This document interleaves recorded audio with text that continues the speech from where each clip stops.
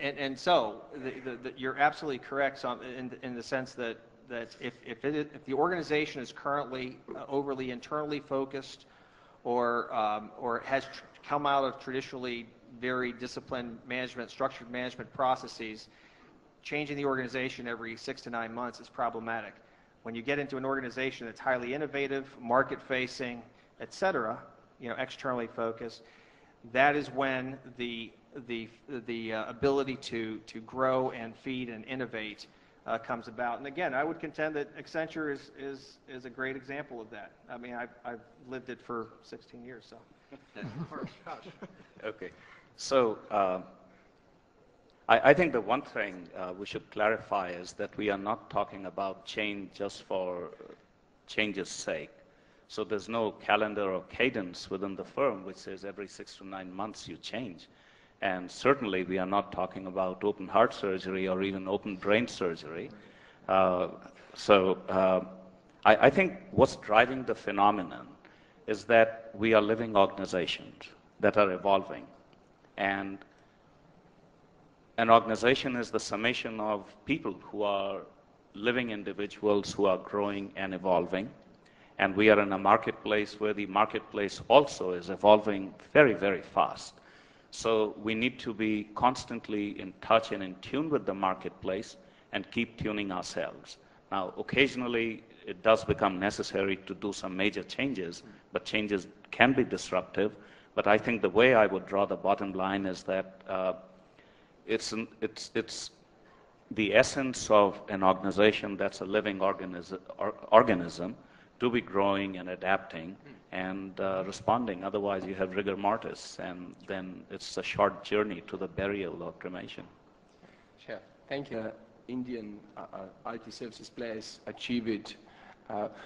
How do you sustain that? How do you achieve it, and how do you sustain it? What is the right balance you have to strike in that?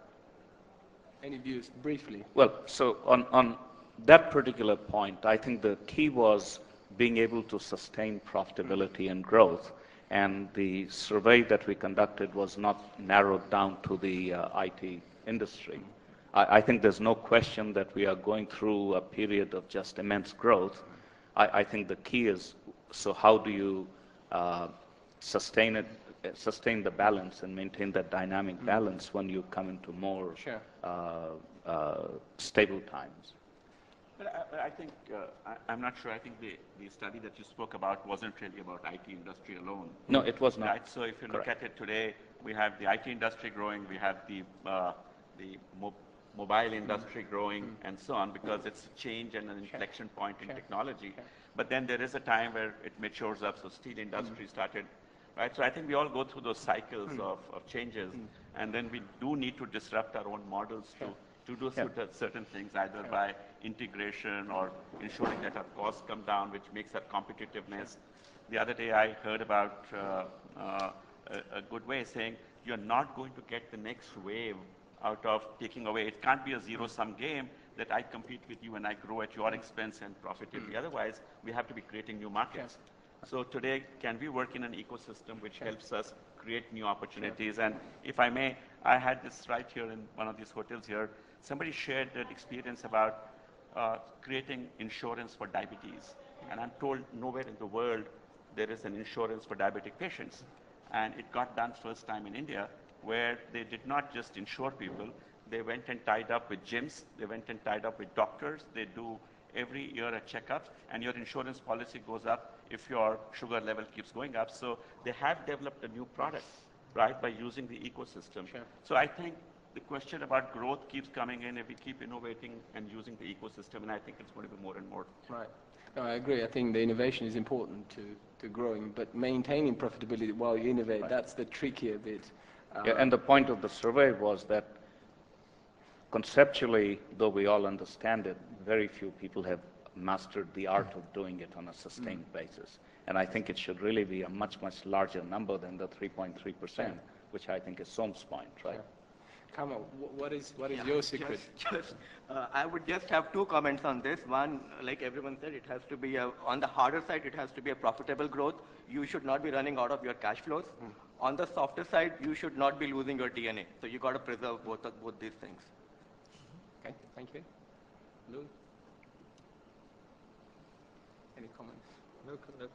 No comments. Well, I think since you mentioned about the IT industry per se, very clearly we are far from that level of saturation. So if you really look at how much do we contribute to the global IT services industry, it's still a very small percentage in single digits. I think till it reaches a level high in the double digits, you will see growth as well as profitability.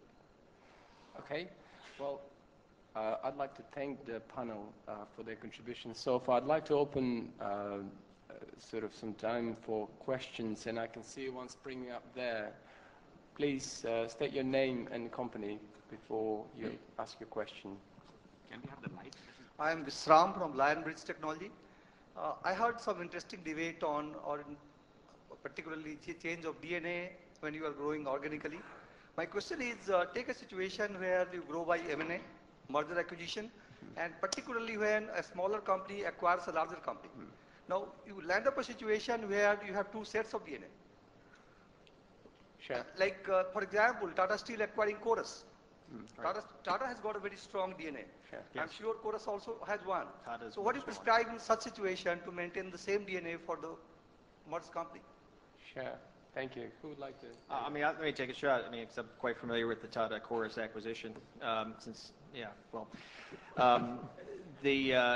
First of all, that is absolutely a challenge. It gets back to the leadership that gets put in place, and presumably, a deep assessment of it's more than just acquiring tons. In their case, they're acquiring 15 million tons of Chorus capacity. Tata has whatever it was, five and change. So the issue, in those situations is it tends to be a capacity grab, but what you do, you have to, when you go through due diligence in an M&A, you absolutely have to look deeply at culture and leadership, and those need to be very deliberate, planned action. So if you don't do that, and unfortunately, that is probably one of the top reasons, if not the top reason for M&A failures.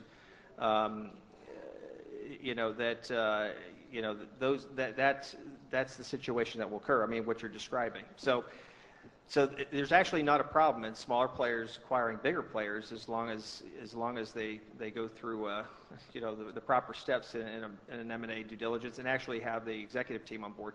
And in that case, it's not a hostile takeover. That was again all deliberate. Chorus was shopping their company around. So anyway, there's not a silver bullet answer to that. But other than the fact that you've got to go through the necessary steps and do it right, and unfortunately, many companies don't. Okay. Thank you, Lou. I'm Jatin Jhala from Convergys. Precisely related to the issue of scalability and culture, has the people CMM model fallen by the wayside in there? Has it become a casualty of this? Sorry, could you repeat that again? Has the PCMM model, which is supposed to ensure that culture remains despite scale elasticity, has that fallen by the wayside in this? Because companies are adhering to the SEI CMM model on the delivery side, but on the people side, the people PCMM model either has not taken off or has, in the few companies that it found some seeding, it has not, it has become a casualty. Okay. You want me to handle it? Okay. Okay. You want to take it? No, go ahead. Okay. I don't think the PCMM model has failed. It's a framework, so it gives you best-in-class practices on which you can anchor your own processes and practices. So to that extent, it is as good as a delivery model, the CMM framework. So I don't think it's failed. Only thing is that I think the importance which companies give to PCMM is much lower than what they give to a delivery CMM, and that's where the whole difference is coming. Yeah, I can just add that the people CMM truly mirrors the CMM model, for software engineering, because at the end of the day, it's the health of your HR function and processes which determine the quality of resources and the culture and the ability of these people to deliver good quality software.